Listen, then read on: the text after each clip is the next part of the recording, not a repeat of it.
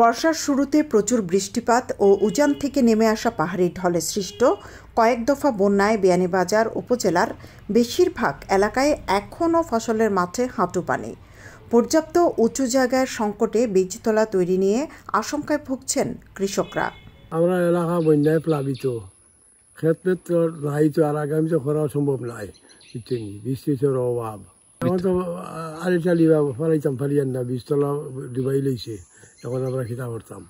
তবে প্লাবিত হওয়া নিম্নাঞ্চল থেকে বন্যার পানি নেমে না যাওয়ায় বিয়ানীবাজারে টিএনটি রোডে ইবনে আল মতিন টাওয়ারে রেডি ফ্ল্যাট ভাড়া দেওয়া হচ্ছে। শীতাতপ নিয়ন্ত্রিত কক্ষ, attach bathroom, kitchen, dining, lift, CCTV, বিশাল পার্কিং ও ছাদ সহ থাকছে শিশুদের জন্য বিনোদনের ব্যবস্থা।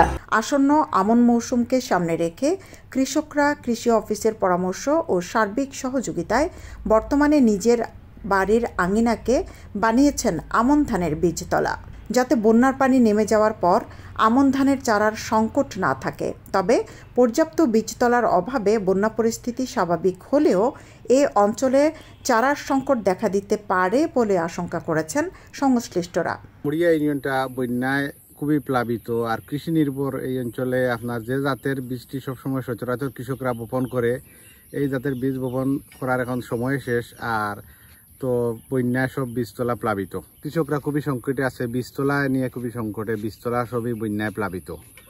আর যে জাতের বীজটি সচরাচর কৃষকরা বপন করে, এই বীজটির বপন করার সময়ও প্রায় শেষ। আর বীজতলা নিয়ে সংকটে সরকারি বিভিন্ন সহযোগিতা থাকলে আমাদের এলাকার কৃষকদের যাতে পায়, এই আবেদন আপনাদের মাধ্যমে করলাম।